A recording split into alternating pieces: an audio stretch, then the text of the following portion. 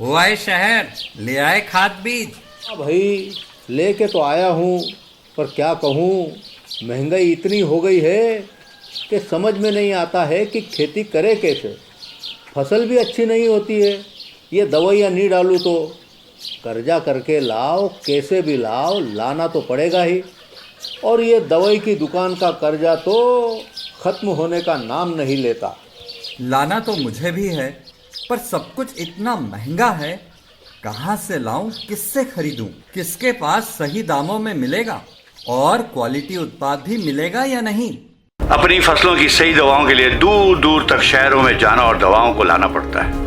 फसलों के लिए दवाएं सही है या नहीं, ये जानकारी भी नहीं होती। फसलों की कटाई पर सही दाम मिलेंगे या नहीं, इन तमाम मुश्किलों से दूर होने के लिए आइए खेती बाड़ी केंद्र। खेती बाड़ी केंद्र एक ऑनलाइन सेवा केंद्र है जिससे आप अपने मोबाइल के द्वारा जुड़ सकते हैं, जहां आपको अपनी खेती के लिए सही प्रकार की दवाएं मिलेंगी, वो भी होलसेल मूल्य पर। वो सभी दवाएं सीधा निर्माता से लेकर आप तक पहुंचाते हैं, यानी कि बीच में होने वाले सारे खर्च की बचत आपकी जेब में। साथ ही साथ दवाओं को लाने और ले जाने की झंझट से भी छुटकारा। अपनी मुश्किलों को दूर करने के लिए आप खेती बाड़ी केंद्र पर एक मिस कॉल करें। खेती बाड़ी केंद्र का किसान मित्र आपसे तुरंत संपर्क करेगा और आपको सभी जरूरी जानकारी देगा। खेती बाड़ी केंद्र की फ्रेंचाइजी लेकर खेती बाड़ी मित्र बनिए और किसानों की सेवा कर देश की तरक्की में भागीदार बने। आज ही संपर्क करें नीचे दिए गए नंबर पर और खेती बाड़ी केंद्र से जुड़े। ये है खेती बाड़ी केंद्र ऐप। अच्छा, किसानों की सरदारी, उन्नत खेती बाड़ी। खेती बाड़ी केंद्र, देश के अन्नदाता की दुकान।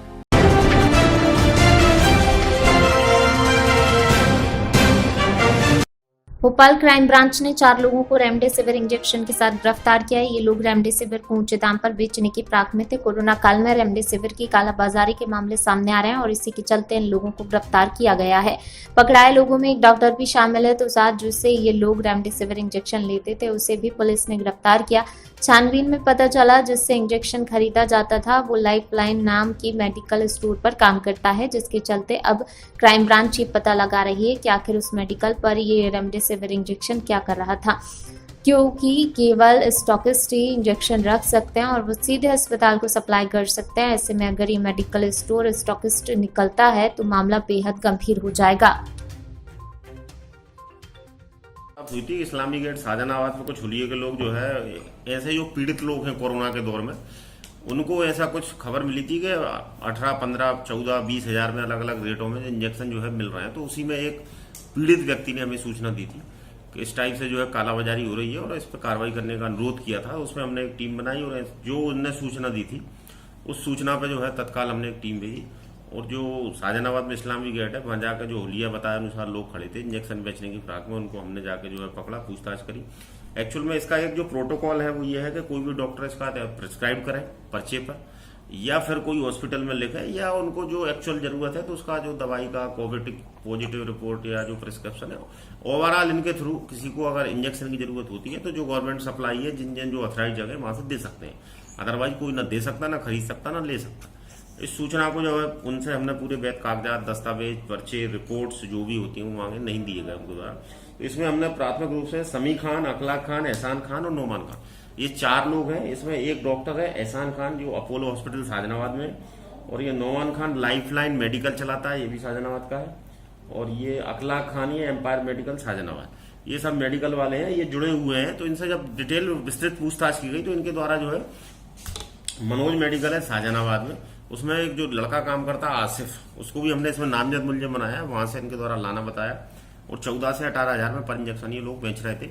और जो बेचने के जो कुछ पैसे भी इसमें जो 4 इंजेक्शन के अलावा 24 हजार रुपये कुछ नकद हुए। इस प्रकार से ये लोग पूरा गोरख धंधा चल रहा था और इनकी सप्लाई की चेन और ऊपर की चीजें अब अभी इन्वेस्टिगेट कर रहा है, उसमें पता करेंगे। सर ये लोग कहाँ से लेकर आते थे इंजेक्शन? ये मनोज मेडिकल शाहजहानाबाद, इसमें जो लड़का है आसिफ जो कि इसमें मुलजिम है उससे लिए थे, वो अभी पकड़ा नहीं गया, 4 पकड़े गए, उसके हम तलाश कर रहे हैं। सर इससे पहले इनके खिलाफ कोई मामले पंजीबद्ध है, आदतन अपराधी हैं क्या? नहीं, ऐसा कुछ भी नहीं है। एक्चुअल में ये मेडिकल से जुड़े लोग हैं सभी, चाहे वो हॉस्पिटल्स हों, लैब्स हों या मेडिकल की शॉप्स हों, उन पे ये सब लोग काम करते हैं, तो इनके अपने खुद के संपर्क हैं। अब चूंकि इनने कहां से बुलवाया, किस तरीके से है, मनोज मेडिकल पे कहां से सप्लाई हो रही थी, इन सब चीज को हम आगे इसमें इन्वेस्टिगेट कर रहे हैं। तो कोई इसके कोई लंबे तार भी जुड़े हो सकते हैं सर? नहीं, बिल्कुल हो सकते हैं, क्योंकि सप्लाई अभी जो देखा जाए गवर्नमेंट जो ऑर्डर है उसको अगर हम पूरा देखें 1 to 1, तो उसमें ऐसे ही प्राइवेट लेवल पे अब ये सुविधा ना उपलब्ध है, ना कोई दे सकता। कुछ 4 से लेकर 6 जो फार्मास्यूटिकल और मेडिकल शॉप है उनको ऑथराइज किया गया और वो इंजेक्शन डिमांड पे दे सकते हैं। इनके पास कहां से आ रहे थे, कैसे आ रहे थे, ये सब चीजें हम इस विवेचना में देख रहे हैं।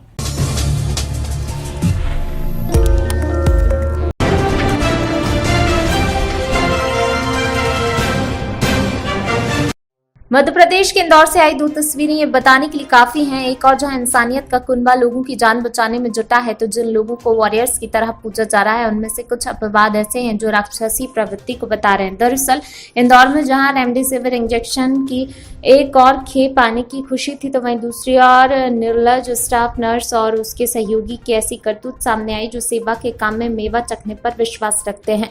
ये महज एकमात्र उदाहरण नहीं बल्कि ऐसे अनेकों उदाहरण हैं जो छिपे पड़ी किसी की मजबूरी में।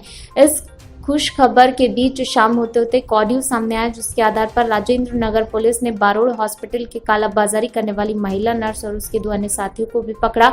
लाचार परिजनों को रेमडेसिविर इंजेक्शन को 70,000 रुपए में बेचने की कोशिश कर रहे थे।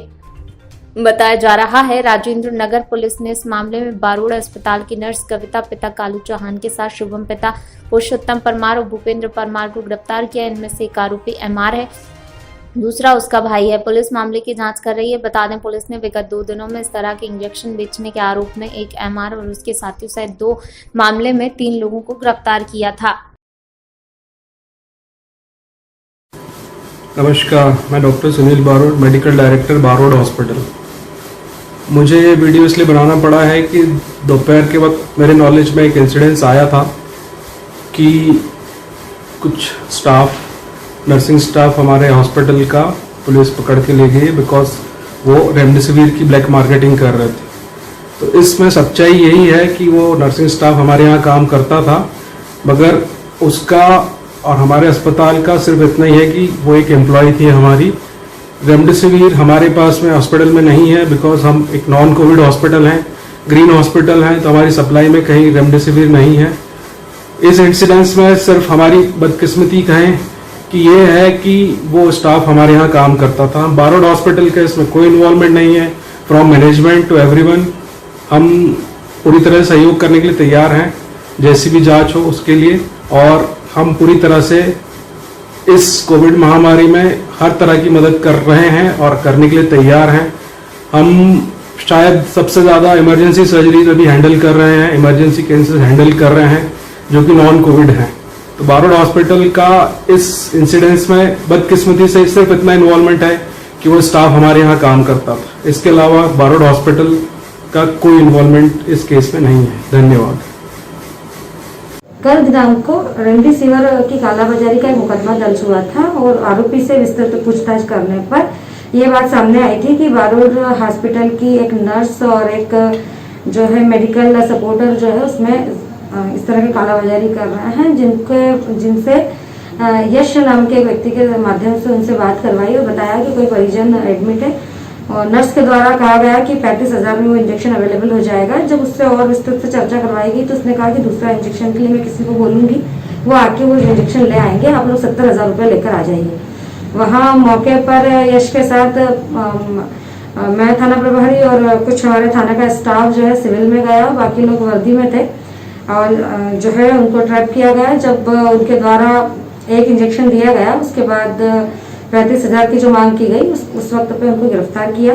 बाद दूसरा जो इंजेक्शन के लिए 2 लोगों को उन्होंने बुलवाया था, जब वो आए तो उनको गिरफ्तार किया। इस प्रकार जो रेमडेसिविर इंजेक्शन है जिसको कलेक्टर महोदय ने आवश्यक वस्तुओं के श्रेणी में रखा है और इस तरह उसकी कालाबाजारी हो रही है, तो इंजेक्शन वो 70,000 में देने का प्रयास कर रहे थे। इनको संबंधित प्रकरण में आरोपी बनाया जाएगा और रेमडेसिविर इंजेक्शन जब्त किए गए हैं।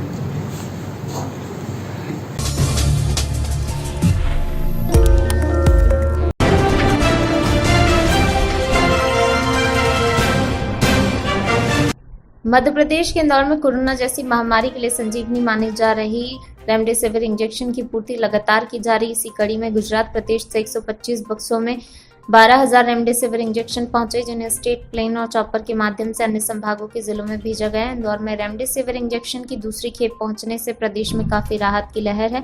ये खेप गुजरात के एक ट्रक के माध्यम से इंदौर एयरपोर्ट पहुंची। ट्रक में 125 बॉक्स में 12,000 रेमडेसिविर इंजेक्शन के डोज हैं। ये एक इंजेक्शन कोरोना वायरस में मरीजों के लिए रामबाण इलाज सिद्ध हो रहा है, जिसकी किल्लत को दूर करने के लिए पहले नागपुर और अब गुजरात से मध्य प्रदेश पूर्ति करने में लगा हुआ है। रेमडेसिविर इंजेक्शन प्रदेश में चॉपर के माध्यम से 25 बॉक्स भोपाल, 4 होशंगाबाद और 5 सागर पहुंचाए गए। इसी तरह स्टेट प्लेन के द्वारा 10 बॉक्स ग्वालियर, 1 चंबल, 4 रीवा, 3 शहडोल और 21 जबलपुर पहुंचाए गए।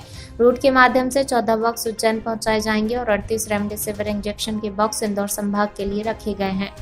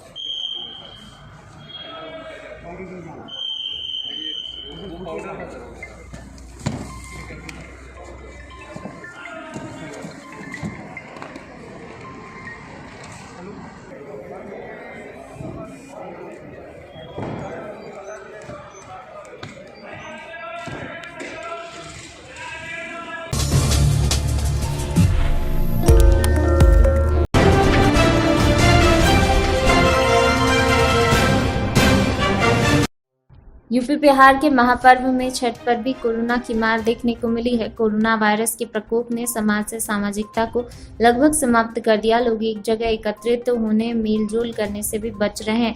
मार्च 2021 में होली के पर्व के बाद कोई भी पर्व या उत्सव सामूहिक रूप से नहीं मनाया जा सका। लोग आस्था और सूर्योपासना के पर्व चैत्र छठ के तीसरे दिन रविवार को पहला अर्घ दिया। शाम के समय डूबते भगवान सूर्य को अधिक लोगों ने अपने घरों में, छतों पर तो कुछ लोगों ने घाट के किनारे जल चढ़ाया। वहीं लगभग 35 सालों से कार्तिक और चैत्र छठ पूजा को करने वाली भोजपुरी गायक संघ अध्यक्ष मुक्तेश्वर उपाध्याय की वृद्ध मां सोना देवी कहती हैं कि लगभग 30 साल होने जा रहे हमारे द्वारा इस व्रत को करते हुए, लेकिन पहली बार ऐसा होने जा रहा है जब हम इस व्रत को अपने घर पर कर रहे हैं। देश में जो कोरोना जैसी विपत्ति आई है उससे हमें जिला प्रशासन के साथ मिलकर लड़ना होगा। सरकार की गाइडलाइन का पालन करते हुए, जिला प्रशासन के आदेश का पालन करते हुए ये पर्व इस बार घर पर ही मनाने का निर्णय लिया है। कितने साल से छठ कर रहे हैं? 35 साल से छठ हम करते हैं। इस साल में ऐसा हुआ कि हम लोग अपने छत पर किए। क्या मजबूरी हो गया छठ पर? मजबूरी हो गया कोरोना के चलते, जो उनकी कह रहा है सब कि तालाब, कुआं, पोखरा, नदी, गंगा न जाइए, अपने छत पर मनाइए।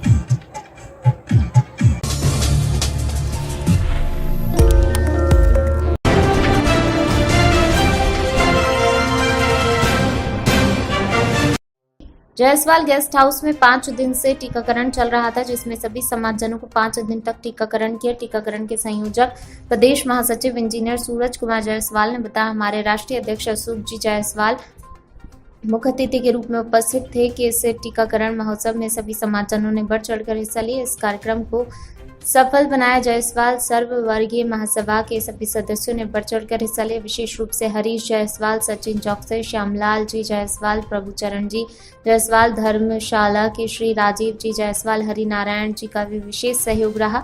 राष्ट्रीय अध्यक्ष अशोक जायसवाल जी इस कार्यक्रम को बहुत सराहा और कहा, हम हमारे समाज को स्वस्थ बनाने के लिए इस प्रकार के सामाजिक कार्यक्रम हमेशा करते रहेंगे। हमारे पास एक सशक्त टीम है जो समाज के उत्थान के लिए हमेशा कार्य करती रहती है।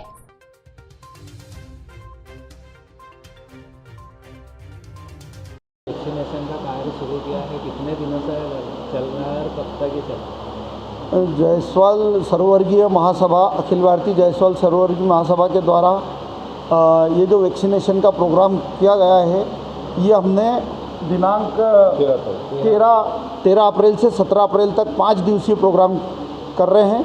इसमें समाज के और उसके सभी वर्ग के लोगों को यहाँ पर बुला गया है और सभी को हम वैक्सीन लगा रहे हैं। हमारा उद्देश्य ये है कि वैक्सीन ज़्यादा से ज़्यादा लोगों को लगे और उनकी ह्यूमिनिटी बढ़े, जिससे कि कोरोना की जो बीमारी फैल रही है वो बीमारी फैलने से बचे, लोग स्वस्थ रहें। सबसे पहले हमारा समाज स्वस्थ रहे, हमारा शहर स्वस्थ रहे, प्रदेश स्वस्थ रहे और उसके बाद पूरा हमारा भारत स्वस्थ रहे। इस उद्देश्य से शासन के सहयोग से हमने ये वैक्सीन कैंप लगाया है। हमारा टारगेट वैसे 5 दिनों में 750 लोगों का वैक्सीन लगाने का टारगेट है, लेकिन अभी बहुत पहले से ये प्रोग्राम जो चल रहा है तो थोड़े से कम लोग आ रहे हैं, लेकिन फिर भी हम कोशिश करते हैं कि हम 750 नहीं तो 500 के लगभग पहुंचने की कोशिश होगी। अब आए हमने तो सबके लिए पलके बिछा के रखी है कि आप वैक्सीन लगाइए। वैक्सीन में कोई कमी या जी वैक्सीन में कोई कमियाँ आ रही है या कुछ? नहीं, वैक्सीन की कोई कमी नहीं है, शासन का पूर्ण सहयोग है। हमारे साथ CMO डॉक्टर सेतिया जी और तरुण गुप्ता जी हमें पूर्ण सहयोग कर रहे हैं। आशुतोष शर्मा कोऑर्डिनेटर। और इस वैक्सीन के प्रोग्राम में हमारे जो मार्गदर्शक हैं, हमारे राष्ट्रीय अध्यक्ष श्री अशोक जी जायसवाल, उनके मार्गदर्शन में हो रहा, हरीश जी जायसवाल सावेर भी हमें पूर्ण सहयोग कर रहे हैं। पूरा हमारा जायसवाल सर्ववर्गीय महासभा के सारे कार्यकर्ता मिलके इसको सफल बनाने में लगे हुए हैं। आपका नाम बताइए। मैं इंजीनियर सूरज कुमार जायसवाल, प्रदेश महासचिव, अखिल भारतीय जायसवाल सर्ववर्गीय महासभा।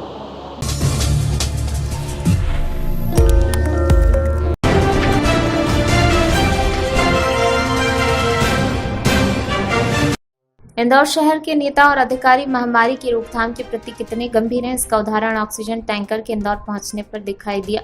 जवाबदारों में मिलकर टैंकर आगमन को भी मीडिया इवेंट बना लिया। पहले तो शहर में आने के बाद भी टैंकर सिर्फ इसलिए खड़ा रहा क्योंकि अधिकारी और नेता फोटो खिंचवाने नहीं पहुंचे थे। जब पहुंचे तो वाहन को गुब्बारों से सजाकर पूजा पाठ के नाम पर फोटो शूट जारी रहा। सदमे में डूबे शहर में क्या हालातों के मद्देनजर गुब्बारे सजाकर टैंकर को रोके रखना समझदारी थी? क्या ये समय हमें इसकी इजाजत दे रहा है? लेकिन ये सब भी देखना बाकी था। आधे पौन घंटे तक टैंकर का इस्तेमाल खुद की दुकान सजाने के लिए किया, जबकि इस 45 मिनट के नाटक के दौरान कितने मरीजों की सांस ऑक्सीजन के नाम पर अटकी हुई होगी। वाकई में शहर के जनप्रतिनिधि निष्ठुर हो चुके हैं। उनका मकसद सिर्फ खुद की राजनीति चमकाने तक सीमित है। प्रजा भले ही शमशानों में टोकन लेकर अपनों के शवों का अंतिम संस्कार करवाने के लिए लाइन लगाकर क्यों न खड़ी दिखाई दे।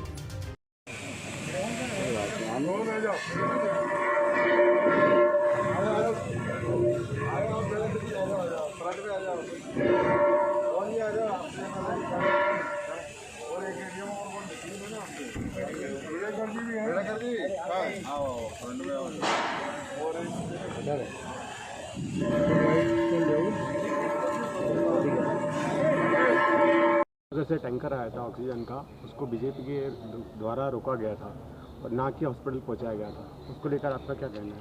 ये इंदौर की ये सबसे बड़ी शर्मनाक घटना है कि इंदौर के हमारे प्रभारी मंत्री और इंदौर के हमारे कलेक्टर साहब और आदरणीय जितने विधायक वो चंदन रोड पे जाते हैं और वहाँ पर उसको 1 घंटे टैंकर को इंतजार करना पड़ता है। उसके बाद उसका स्वागत होता है, सम्मान होता है और हैप्पी बर्थडे जब बच्ची का केक काटते हैं वैसे फूल लगा के उसके बाद नारियल फोड़ के जैसे कोई किसी का सड़क का ओपनिंग कर रहे हो। आपको लोगों की जान बचाना चाहिए। एक तो आप बोल रहे हो कि पुलिस गार्ड चल रहे हैं, कंटिन्यू उसको फॉलो कर रहे हैं, टोल पे नहीं रुकने दे रहे हैं, उसे ड्राइवर को खाना नहीं खाने दे रहे हैं, वो कंटिन्यू चल रहा है। और इंदौर में आने के बाद 2 घंटे तक नाटक चलता है। ये इंदौर के लिए शर्म की बात है। मैं तो बोलना चाहूँगा, एक बार पहले ही बोला, अभी बोल रहा हूँ, मैं कैलाश जी को बधाई देना चाहता हूँ। जिन्होंने कैलाश जी ने जो ये व्यवस्था कर पाई, सरकार नहीं कर पाई, मुख्यमंत्री जी नहीं कर पाया, कोई नहीं कर पाया, परंतु उन्हें टैंकर मंगवा के इंदौर के लिए हज़ारों लोगों की जान बचाई। जैसे मैंने ऑक्सीजन जो सिलेंडर होते हैं वो कि बोलने के बाद इंदौर शहर में नहीं हमारे प्रदेश के मुख्यमंत्री बोलने लग गए कि लगाइए, इंदौर कलेक्टर बोल रहे लगाइए। तो ये बहुत बड़ी बात है। आप अच्छे काम करें, हम आपकी तारीफ करेंगे, परंतु ऐसे नोटंकी ना करें। आप जनता की सेवा करें, नहीं जनता उसका बहुत बुरा जवाब देगी। आप सरकार आपकी है, 2023 में उसका जवाब देगी। क्यों जनता प्लस हो गई है। उसके बाद आप देखिए, मैं आज सवेरे से 15 शमशान घाट घूम के आ रहा हूँ। बाणगंगा, अपने मुक्तिधाम, पचकुइया, रामबाग, मालवा मिल, विजयनगर, तिलक नगर, जूनी इंदौर, रिंजल पार्क, बिजलपुर, इससे 12 से 15 हम चारों घूम गए रहा हूँ, लगातार लाशों के ढेर लगे हुए। उसके बावजूद कई परिवार के लोग तो पॉजिटिव होने के बाद उनके परिवार के पॉजिटिव हो गए, उनकी अस्थियाँ उठाने वाला कोई नहीं है। उनकी अस्थियाँ बोरों में भर भर के फेंकी जा रही है। आप जाइए विजयनगर में जाके अभी देखें, वहाँ ऐसी फेंकी जा रही है कि कोई देखने वाला नहीं है। मैंने लोगों से बोला, लोगों पैसे नहीं है। मैंने बोला कोई भी इंदौर में शमशान में एक भी लाश पैसे लगेंगे, जो भी लगेंगे मैं देने को तैयार हूँ। परंतु मैं लोगों को बचा तो नहीं पा रहा हूँ, क्यों सरकार भारतीय जनता पार्टी की, परंतु अंतिम सरकार के लिए मैं सम्मान से होने दूंगा। इसकी जवाबदारी आज मैंने ली है, मेरे दोस्तों ने ली, सबने मिलकर। इंदौर शहर में कोई भी शमशान के अंदर कोई भी लाश के पैसे नहीं होते। हम हमारे दोस्त यार सब मिलकर इकट्ठा करके उसको पैसे देंगे। आपको कोई खबर लगती है आप हमें खबर करें, हम उसकी व्यवस्था कराएंगे।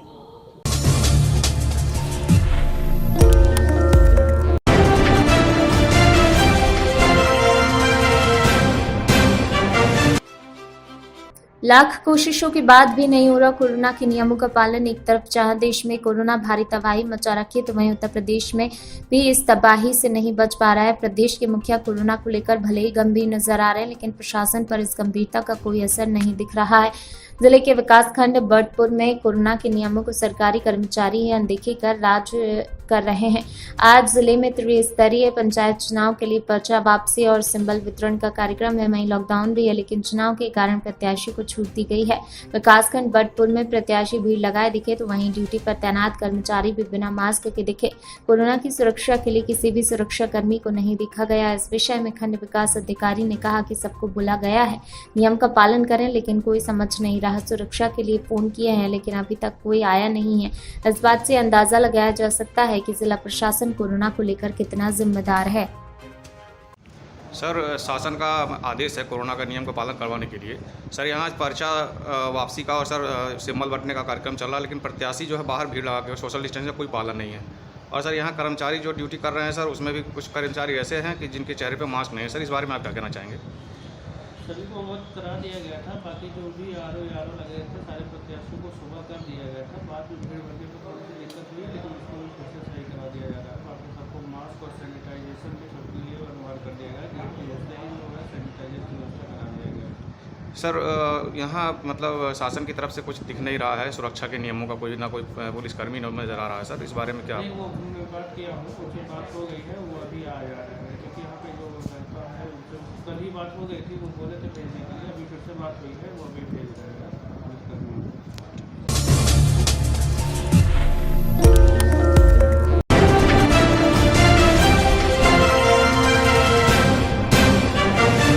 सागर विधायक शैलेंद्र जैन ने मानवीयता का और अपने जनप्रतिनिधि होने का कर्तव्य निभाते हुए लगातार आ रही शिकायतों के मद्देनजर आश्वस्त स्वयं कोविड आईसीयू में पहुंचे और उसके पूर्व जब बुंदेलखंड मेडिकल कॉलेज पहुंचे और वहां के प्रशासन से उन्होंने अचानक विदेशों में जाने की बात कही, तो प्रशासनिक अधिकारियों के हाथ पैर फूल गए और उन्होंने तत्काल मना कर दिया। ये संभव नहीं, इसमें बहुत रिस्क है। जिस पर विधायक शैलेंद्र ने कहा कि मैं आज अपनी इच्छा शक्ति से ये मन बनाकर आया हूँ कि आज अंदर जाकर कॉमेडी शो की व्यवस्थाएं देख लूंगा, वहाँ भर्ती मरीजों से बात करूंगा, बाहर आकर उनके परिजनों को अपनी ओर से आश्वस्त करूंगा कि उनको दी जाने वाली व्यवस्थाएं और वे ठीक हैं।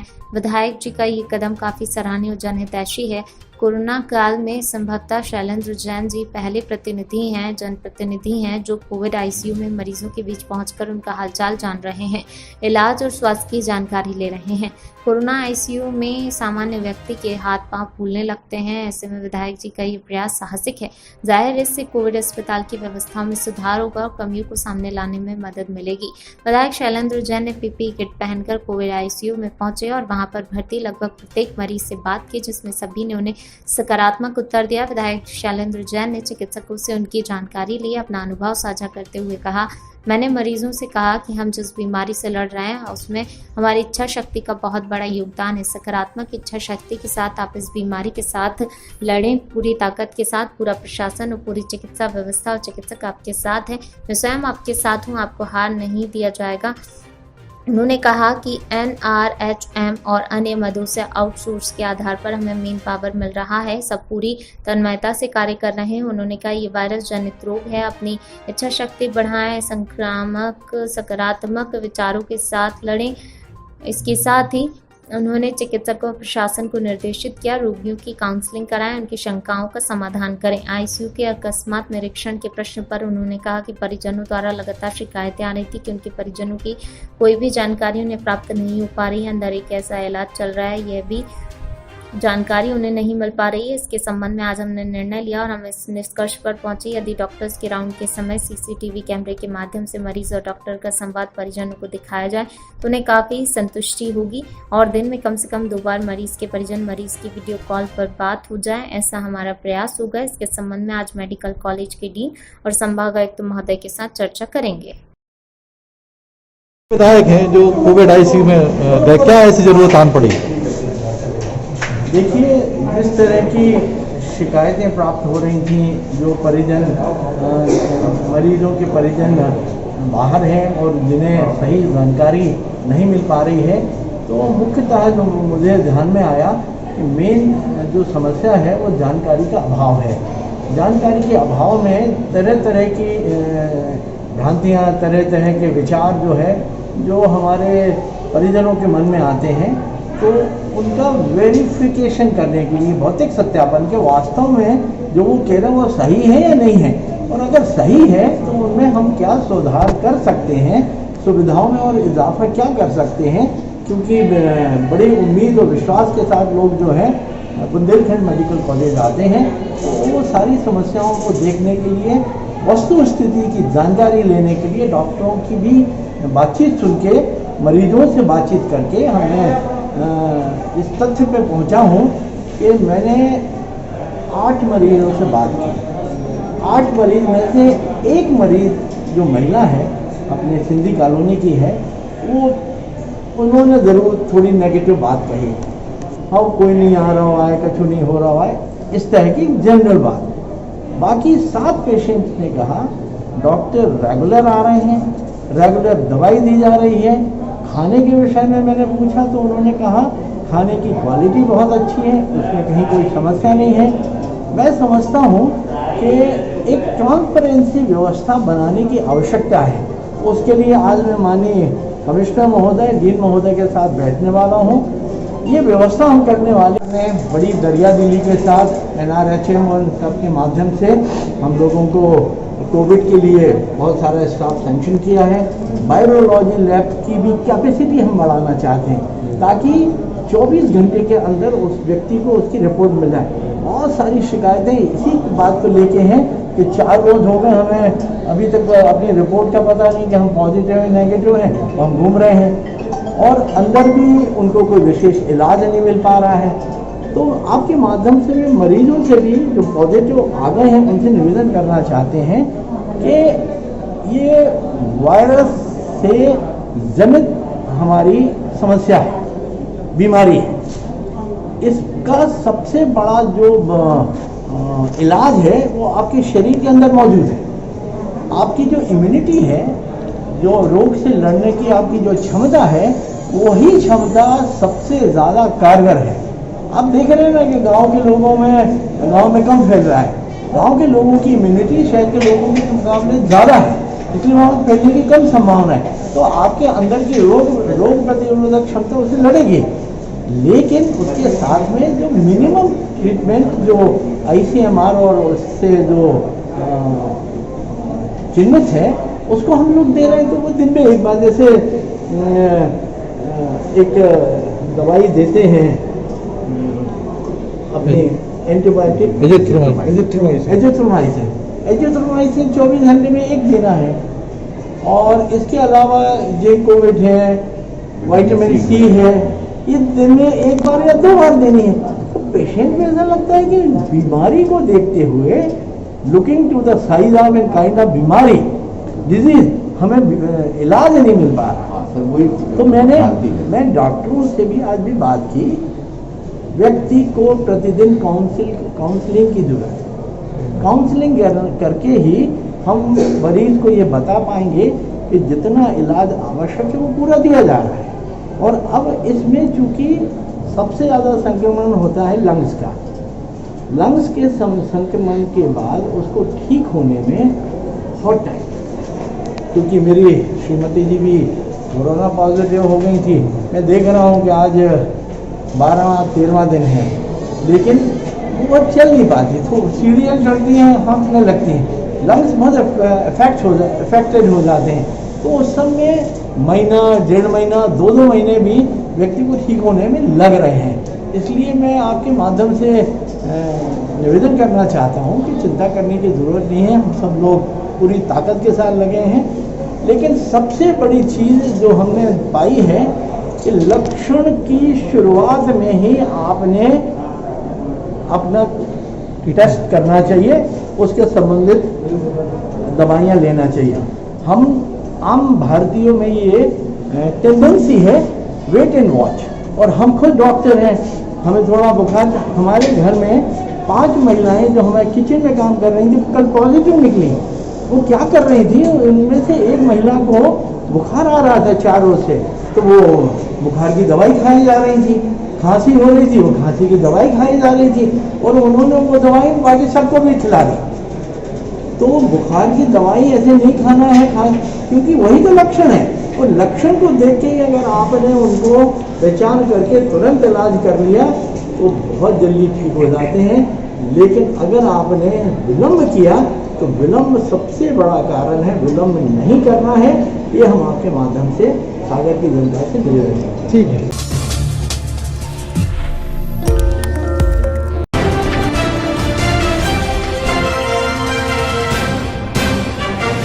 इंदौर कोरोना से संक्रमित मरीजों के उपचार के लिए प्रशासन द्वारा 1 अप्रैल से 300 बिस्तर के जिस अस्पताल में उपचार का दावा किया गया था वह दावा कागज पर ही सिमटा हुआ रह गया। इस अस्पताल में हालात का जायजा लेने के लिए कांग्रेस के विधायक संजय शुक्ला पहुंचे। विधायक शुक्ला आज सुबह अपने साथियों के साथ कनाडिया रोड पर स्थित सेवा कुंज अस्पताल में दौरे पर पहुंचे। इस अस्पताल में मरीजों के उपचार के लिए 300 बेड हैं। इंदौर के जिला प्रशासन के द्वारा इस अस्पताल को कोविड अस्पताल के रूप में चिन्हित किया गया था। इसकी पूर्व तक इस अस्पताल में दूसरी बीमारियों के मरीजों का इलाज किया जा रहा था, लेकिन जिस दिन से इलाज इस अस्पताल को कोविड अस्पताल बनाया गया है उस दिन से दूसरी बीमारियों का इलाज बंद हो गया।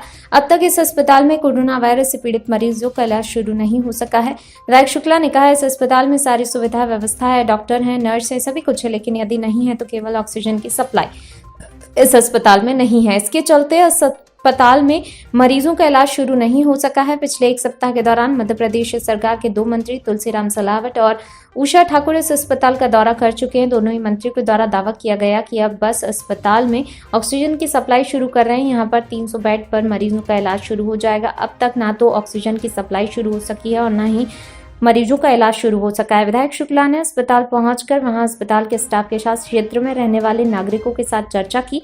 इस अस्पताल में कोरोना से पीड़ित के इलाज की व्यवस्था शुरू न होने के कारण आ रही परेशानी की जानकारी ली। सभी रेडी है, स्टाफ रेडी है, नर्सिंग स्टाफ, डॉक्टर्स, मैनेजमेंट सभी रेडी है, लेकिन हमारे यहाँ ऑक्सीजन जो प्लांट है वो रिफिल नहीं हुआ। ऑक्सीजन की प्रॉब्लम की वजह से हम लोग अभी पेशेंट नहीं ले पा रहे हैं, क्योंकि अगर हम पेशेंट लेंगे और ऑक्सीजन की अगर उनको ज़रूरत होती है तो हम प्रोवाइड नहीं करा सकते, इसीलिए अभी हम लोग पेशेंट नहीं ले रहे। रोज़ आते हैं, बहुत सारे लोग आते हैं, डेली कोई ना कोई आता ही है और बोलते हैं कि हम कल तक व्यवस्था करा देंगे, बट अभी 20-21 दिन हो गए हैं, अभी तक कोई व्यवस्था नहीं है। हाँ, नॉर्मल पेशेंट भी जो OPDs 200-250 थी वो कम हो गई है, 10-12 ही बची है। डिलीवरीज जो नॉर्मल आती थी वो भी अभी डर रहे हैं यहाँ पे आने के लिए। क्या कारण है मैडम उनका डरने को, नहीं आने का? क्योंकि पेपर में आ गया है कि सेवा कुंज हॉस्पिटल जो है वो कोविड सेंटर बनाया जा रहा है, तो अभी सभी को ये पता है कि कोविड सेंटर है, तो कोविड पॉजिटिव पेशेंट आ रहे हैं जिनको हम ले नहीं पा रहे हैं, बट नॉर्मल पेशेंट जो नॉर्मल डिलीवरीज और ये सब हैं ये नहीं आ रहे हैं। मैडम, ऑक्सीजन के लिए किसी अधिकारी या नेता नगरी में किसी की बात हुई मंत्री? हाँ, बहुत सारे लोगों से बात हुई, CMHO में भी बात हुई, कलेक्ट्रेट में भी, सब जगह हम लोगों ने यही बोल के रखा है कि जब तक कि ऑक्सीजन नहीं प्रोवाइड कराएंगे आप, तब तक हम लोग पेशेंट नहीं लेंगे। अभी तक कितने लोग यहाँ पर दौरा कर चुके हैं? 4-5 लोग कर चुके हैं। मैम, यहाँ पर तुलसी सिलावट और उषा ठाकुर भी आए थे, उन्होंने क्या आश्वासन दिया? उन्होंने भी यही बोला कि हम आपको जल्दी से जल्दी ऑक्सीजन प्रोवाइड करा देंगे। हम लोग बात करेंगे ऊपर, मंत्री जी से बात करेंगे, CM से बात करेंगे और हम यहाँ पे प्रोवाइड कराएंगे जल्दी से जल्दी। बट काफ़ी टाइम हो गया, बट हो नहीं पाया अभी तक। Doctor Monika Soni, hospital administrator. Hospital का नाम? सेवा कुंज हॉस्पिटल। क्या आप सेवाकुंज हॉस्पिटल में दौरा करना है क्या? देखिए, सेवाकुंज अस्पताल ये लगातार सेवा करता आ रहा है। ये सबसे पहले, इसके पहले जो नॉर्मल पेशेंट थे उनके लिए था। ये जो नॉर्मल डिलीवरी होती थी हमारे कनाड़ा गांव और इसके आसपास के जितने गांव के लोग यहाँ आ रहे थे, लगातार इनकी सेवा हो रही थी। परंतु आदरणीय कलेक्टर साहब, आदरणीय तुलसी सिलावट, हमारे प्रभारी मंत्री जी, आदरणीय उषा ठाकुर जी यहाँ लगातार दौरा करके गए और उनने जब से पेपर में घोषणा करी तो यहाँ नॉर्मल पेशेंट भी आना बंद हो गए। क्यों आना बंद हो गए? इसलिए कि उनको लगा कि कोविड अस्पताल है।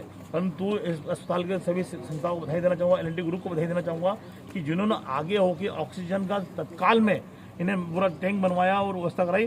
परंतु अभी तक आदरणीय मुख्यमंत्री से मांग करूँगा, आदरणीय स्वास्थ्य मंत्री हमारे विश्वास सारंग जी से मांग करने जाऊँगा। मैं आज सबसे बात करूँगा क्योंकि यहाँ 15 दिन से अस्पताल तैयार है, नर्सें तैयार हैं, डॉक्टर तैयार हैं, ऑक्सीजन टैंक तैयार है, परंतु ऑक्सीजन नहीं मिल रही है। 300 बेड का पूरा तैयार है, परंतु ये व्यवस्था नहीं करी जा रही है। परंतु एक इंदौर के अंदर राधा स्वामी संसंग है, जहाँ 500 बेड के लिए तैयारी लगातार 10 दिन से चल रही है। वहाँ नॉर्मल, वहाँ पर कोई व्यवस्था नहीं है, ऑक्सीजन की व्यवस्था नहीं है। वहाँ सिर्फ एक सेट बना हुआ, सेट के अंदर सिर्फ बेड लगाने की व्यवस्था कर रहे हैं। परंतु सेवाकुंज अस्पताल के अंदर बेड भी तैयार है, ऑक्सीजन मशीन तैयार है, वेंटिलेटर भी तैयार है, बाई पेप भी तैयार है, सब कुछ तैयार है। उसके अलावा कोई व्यवस्था नहीं कर रही है। आदरणीय मुख्यमंत्री से मांग करता हूँ और मैं आदरणीय शिवराज जी से तत्काल बात करूँगा, इंदौर के प्रभारी हमारे तुलसी सिलावट जी से बात करना चाहूँगा कि आप लगातार यहाँ दौरा कर रहे हैं और सब लोग आदरणीय उषा ठाकुर जी दौरा कर रहे हैं, परंतु यहाँ कोई व्यवस्था नहीं की। यह इंदौर के लिए बड़ा दुर्भाग्य की बात है। मैं चाहता हूँ जल्दी से जल्दी यहाँ सबसे पहले व्यवस्था की जाए कि यहाँ सब कुछ तैयार है। वो जो राधा स्वामी जी वो तो तैयार होता रहेगा समाज के लिए, वो उन लोगों के लिए जो सिर्फ नॉर्मल है। परंतु यहाँ आज की तारीख में ऑक्सीजन की बहुत सख्त जरूरत है। अस्पतालों में, हर अस्पतालों में लाइन लगी हुई है और कोई वहाँ व्यवस्था नहीं हो रही है। हजारों आदमी मर रहे हैं। कल मैंने शमशानों को दौरा करे, वहाँ भी कोई व्यवस्था नहीं थी। वहाँ पे मैंने लोगों को पैसे की व्यवस्था कराई है, कंडे की व्यवस्था कराई, कंडे 10 से 20 रुपए में मिल रहे हैं, वहाँ कोई देखने वाला नहीं। मैंने वहाँ की व्यवस्था कराई है। मैं आज आदरणीय हमारे प्रभारी मंत्री जी मदद कर रहा हूँ, आप लगातार दौरा कर रहे हैं, उसके बावजूद यहाँ व्यवस्था नहीं कर रहे। तो आपसे हाथ जोड़ निवेदन कर रहा हूँ, सबसे पहले तैयार करें। यहाँ हजारों लोग जान बच सकती है। आप राधा स्वामी छोड़ के पहले आप यहाँ की व्यवस्था कराएं। मैं खुद अभी आज स्वास्थ्य सारंग जी से बात करूँगा, आदरणीय मुख्यमंत्री से बात करूँगा कि सबसे पहले चालू कराएंगे। इंदौर का हमारे प्रभारी महोदय और जो बाकी लोग हैं वो लोग सिर्फ दौरा कर रहे हैं और व्यवस्था नहीं करा रहे हैं। सिर्फ आम जनता को गुमराह किया जा रहा है। इंदौर के अंदर जो चीज़ें तैयार है, मेरा खुद का नर्सिंग कॉलेज वो तैयार है, मैं 8 दिन से लगातार बोल रहा हूँ उसको चालू कीजिए। मेरा खुद का हॉस्टल 200 बेड का, आप उसको चालू कीजिए।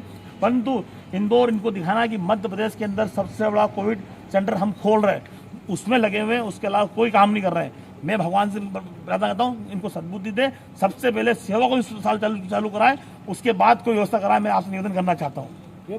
आप भी देख रहे हैं सब दूर हो रही कालाबाजारी, इसको कोई रोकने को तैयार नहीं है। सिर्फ पेपर में सिर्फ दिखावा किया जा रहा है और क्यों नहीं जा रहा। आम जनता, गरीब कोई व्यवस्था नहीं की जा रही है। आम गरीब लोग बेचारे दर भटक रहे हैं, लाइन लगा खड़े हुए, बाहर लाशें जा रही हैं, लाशें पड़ी हुई हैं, अंदर तक व्यवस्था नहीं है। बाहर आप जाइए अस्पताल में, मेरा दौरा करिए। मैं अभी 12:30 सुबह अस्पताल जाऊँगा, मैं आपको दिखाऊंगा वहाँ पे कि बाहर लोगों की लाइन लगी, एम्बुलेंस की लाइन लगी हुई है और मरीज को लिए नहीं जा रहा है और मेन पावर की व्यवस्था नहीं की जा रही है। और ये झूठा दावा है इनका कि राधा स्वामी में व्यवस्था कर देंगे, तो वहाँ की नर्सें कहाँ लाएंगे जो डेढ़ महीने से इंदौर के अंदर हाहाकार मचा हुआ। सुपर स्पेशलिस्ट MTH और ऐसे टीवी अस्पताल, वहाँ पर नर्सों की व्यवस्था नहीं है। तो राधा स्वामी में आप कैसे व्यवस्था करेंगे? आप चाहेंगे तो ये बंद कर देंगे, MBI बंद कर देंगे, ये सब कुछ बंद कर देंगे और वो चालू करेंगे सिर्फ दिखाने के लिए, मुख्यमंत्री जी को से वाई करने के लिए हम ये व्यवस्था कर रहे हैं। ये सब झूठ बोल रहे हैं। मैं कोई दल का राजनीति कर रहा हूँ। मैंने कैलाश जी की बड़ाई इसलिए करी कि उन्होंने व्यवस्था कराई थी, मैंने उसकी बड़ाई रही थी। उसके बावजूद ये लोग बोल रहे हैं हम नौटंकी कर रहे हैं। नौटंकी नहीं कर रहे हैं, आम जनता की सेवा में लगे। नेतागिरी हमको करना है, हम बाद में कर लेंगे, परंतु हमको जनता की जान बचानी है और इंदौर के लिए बहुत हमको काम करना है। अभी नेतागिरी को जैसे ही शुरू हो हम सेवा नहीं मैं लगता हूँ सबसे पहले कुछ भी करके मैं सबसे मांग करके मैं व्यवस्था कराऊंगा। सबसे पहले ऑक्सीजन की व्यवस्था कराता हूँ और ये भी नहीं कंटिन्यू कराऊंगा। ये तो क्या पेशेंट आ जाएगा, एक दिन की अगर अभी बहुत समझ एक दिन की अगर आ गई और फिर वापस नहीं आए तो फिर मेरे लिए वो भी काम करनी है सर। तड़पते हुए नहीं देख सकते पेशेंट्स को और हम इतनी पूरी टीम होते हुए डॉक्टर्स डबल नुकसान हो गया ना। आपको डिलीवरी पेशेंट आ रहे हैं, नॉर्मल पेशेंट नहीं आ रहे हैं। क्यों? ये झूठी घोषणाएं करेंगे, उसके बाद कितना बड़ा अस्पताल और ये व्यवस्था नहीं हो रही है। पूरा सेटअप हमारा इतना अच्छा रनिंग था। रीना वरासी ने मुझे बताया तो मैं तत्काल में आया। मैंने चलिए सबसे पहले यहाँ देखता हूँ कि बाकी की व्यवस्था करें। बिल्कुल मैं लगा मैडम।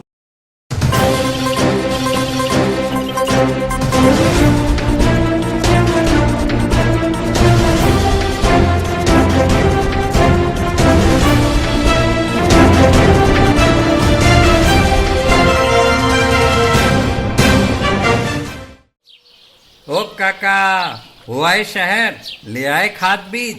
हाँ भाई, लेके तो आया हूँ, पर क्या कहूँ, महंगाई इतनी हो गई है कि समझ में नहीं आता है कि खेती करे कैसे।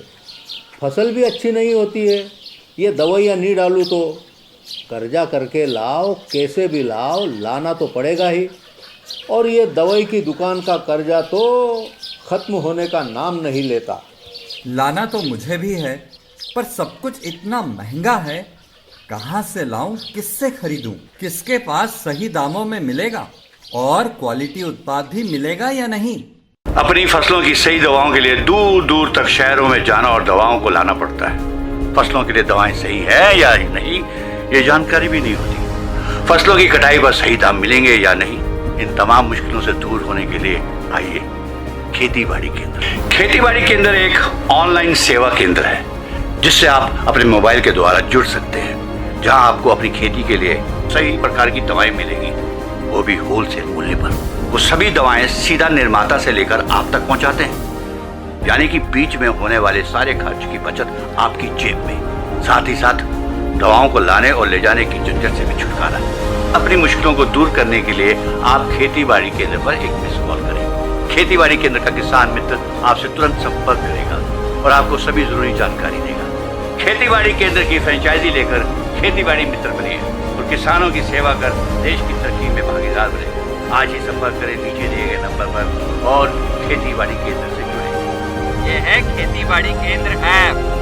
अच्छा, किसानों की सरदारी, उन्नत खेती बाड़ी। खेती बाड़ी केंद्र, देश के अन्नदाता की दुकान।